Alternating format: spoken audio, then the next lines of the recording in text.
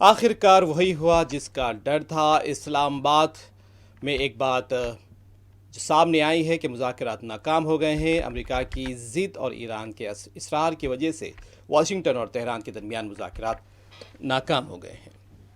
خبروں کے مطابق امریکہ اور ایران کے درمیان 21 گھنٹوں کی میراتھن بات چیت کے باوجود کوئی معاہدہ نہیں ہو سکا، یعنی مذاکرات مکمل طور پر بے نتیجہ رہے۔ امریکی نائب صدر جے ڈی وینس نے اسلام آباد میں ایک پریس کانفرنس میں کہا کہ ہم یہاں کھلے دل کے ساتھ آئے تھے، لیکن اب ہم بغیر کسی معاہدے کے امریکہ واپس جا رہے ہیں۔ وہیں دوسری طرف ایران کی سرکاری خبر رساں ایجنسی تسنیم کے مطابق امریکہ کی ضرورت سے زیادہ مطالبات، مشترکہ فریم ورک اور معاہدے کی راہ میں بڑی رکاوٹ ہے۔ پریس کانفرنس میں جے ڈی وینس نے کہا کہ اچھی خبر یہ ہے کہ ہم نے ایرانیوں کے ساتھ بہت سے معاملات پر بامعنی بات چیت کی ہے، اور بری خبر یہ ہے کہ ہم کسی معاہدے پر نہیں پہنچے ہیں، اور مجھے یقین ہے کہ یہ ایران کے لیے امریکہ سے زیادہ بری خبر ہے۔ جے ڈی وینس نے کہا کہ انہوں نے اپنی حاتمی اور بہترین پیشکش پیش کر دی تھی، لیکن ایران نے فی الحال امریکی شرائط کو ماننے سے انکار کر دیا ہے۔ جے ڈی وینس نے سخت لہجے میں کہا کہ امریکہ نے اپنے ریڈ لائنز یعنی سرخ لکیریں واضح کر دی تھیں۔ انہوں نے کہا کہ ہم نے صاف کر دیا ہے کہ ہم کن چیزوں پر سمجھوتا کر سکتے ہیں اور کن چیزوں پر بالکل سمجھوتا نہیں کر سکتے۔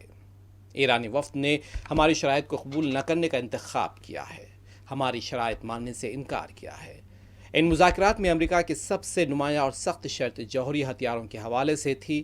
امریکہ نے کہا کہ اسے اس بات کی ضمانت کی ضرورت ہے کہ ایران مستقبل میں کبھی بھی جوہری ہتھیار بنانے کی کوشش نہیں کرے گا۔ امریکہ نے زور دے کر کہا کہ وہ اپنی طرف سے کافی لچکدار رہا ہے، اور اس نے ایک آسان تجویز اور باہمی طور پر قابل فہم نقطہ نظر پیش کیا تھا، لیکن جوہری سلامتی پر کوئی سمجھوتا نہیں کیا جا سکا یا نہیں کیا جا سکتا۔ انہوں نے کہا کہ ہم گزشتہ 21 گھنٹوں سے اس پر کام کر رہے ہیں اور ایران کے ساتھ بہت اہم بات چیت ہوئی ہے۔ یہ اچھی خبر ہے، اور بری خبر یہ ہے کہ ہم کسی معاہدے تک نہیں پہنچ سکے ہیں۔ میرا ماننا ہے کہ یہ امریکہ سے زیادہ ایران کے لیے بری خبر ہے، اس لیے ہم واپس امریکہ جا رہے ہیں کیونکہ کوئی سمجھوتا نہیں ہوا ہے، اور انہیں ہماری تجویز کو ماننے سے انکار کر دیا ہے۔ We've been at it now for 21 hours, and we've had a number of substantive discussions with the Iranians. That's the good news. The bad news is that we have not reached an agreement, and I think that's bad news for Iran much more than it's bad news for the United States of America. So we go back to the United States having not come to an agreement. We've made very clear what our red lines are, what things we're willing to accommodate them on, and what things we're not willing to accommodate them on. And we've made that as clear as we possibly could, and they have chosen not to accept our terms. ادھر امریکی صدر Donald Trump نے کہا ہے کہ ایران کے ساتھ اسلام آباد میں مذاکرات ہو رہے ہیں، دیکھتے ہیں آگے کیا ہوتا ہے۔ میڈیا سے گفتگو کرتے ہوئے امریکی صدر نے کہا کہ ہو سکتا ہے ایران کے ساتھ معاہدہ ہو جائے، ہو سکتا ہے معاہدہ نہ ہو۔ ٹرمپ نے کہا مذاکرات کامیاب ہوں یا نہ ہوں انہیں فرق نہیں پڑتا۔ صدر ٹرمپ نے دعویٰ کیا ہے کہ امریکہ ایران کو مکمل شکست دے چکا ہے اور امریکہ یہ جنگ جیت چکا ہے۔ ٹرمپ نے آبنائے ہرمز میں بارودی سرنگوں کی موجودگی کا خدشہ ظاہر کیا ہے اور کہا ہے کہ ہمارے پاس بارودی سرنگیں صاف کرنے والی مشینری ہے جو ہرمز کی صفائی کر رہی ہے، اور امریکی صدر نے متنبع کیا کہ اگر چین ایران کو ہتھیار فراہم کرتا ہے تو اسے بڑے مسائل کا سامنا کرنا پڑے گا۔ Yeah, I'm getting a lot of reports. They've been meeting for many hours, as you probably have noticed. We'll see what happens. Look, regardless, we win. Regardless what happens, we win. We've totally defeated that country. And so let's see what happens. Maybe they make a deal, maybe they don't. Doesn't matter. From the standpoint of America, we win. One other thing that's happening is that boats are sailing up and heading out to our country. Big, beautiful tankers, and we're loading them up with oil and gas and everything else, and it's a pretty beautiful thing to see. What about the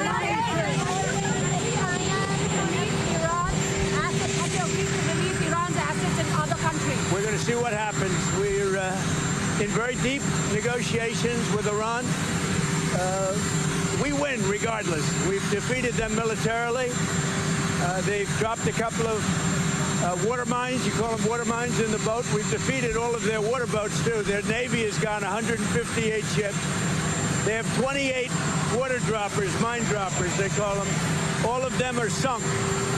They probably have a couple of mines in the water. We have minesweepers out there. We're sweeping the strait.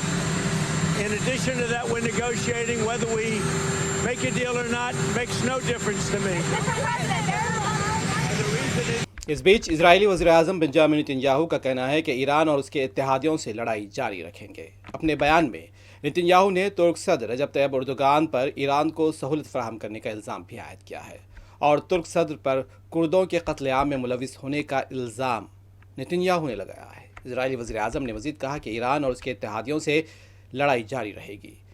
और इस बीच तुर्क सदारती दफ्तर के communication उमूर के सरबराह का कहना है कि नेतन्याहू की गज़ा में नस्ल कुशी और ख़ित्ते के 7 मुल्कों पर हमले जारी हैं। नेतन्याहू तुर्क सदर को निशाना बनाने की खुश फहमी का शिकार है। उन्होंने कहा कि नेतन्याहू मुजरिम हैं जिनकी गिरफ्तारी के वारंट जारी हो चुके हैं। नेतन्याहू अपनी सियासी बका के लिए ख़ित्ते को कशीदगी और तसादुम में ढकेलना चाहता है। सब जानते हैं कि इजरायली वज़ीर-ए-आज़म दूसरों को दर्ज देने की अखलाकी और कानूनी हैसियत खो चुके हैं। नेतन्याहू को बिलाखिर इंसानियत के खिलाफ जराइम का जिम्मेदार ठहराया जाएगा। इस्लामाबाद में अमेरिका और ईरान के दरमियान जंगबंदी मुज़ाकिरात जारी थे और इन मुज़ाकिरात में लेबनान पर इजराइल की जानिब से हमलों को रोकने की मांग की जा रही थी, लेकिन इजराइल के हमले मज़ीद जारी हैं, अभी भी जारी हैं। इन हमलों के बाद बैरूत के जनूबी मज़ाफ़ाती इलाक़ों से धुआं उठता हुआ देखा जा सकता है। वाज़ेह है कि इस्लामाबाद में 21 घंटों तक जारी रहने वाले मुज़ाकिरात के बावजूद ईरान और अमेरिका किसी मुआहदे तक नहीं पहुँच पाए हैं, लेकिन लेबनान पर और गज़ा पर इजराइल के हमले जारी हैं और लेबनान के दारुल हुकूमत बैरूत में एक इलाके से धुआं उठता हुआ दिखाई दिया है।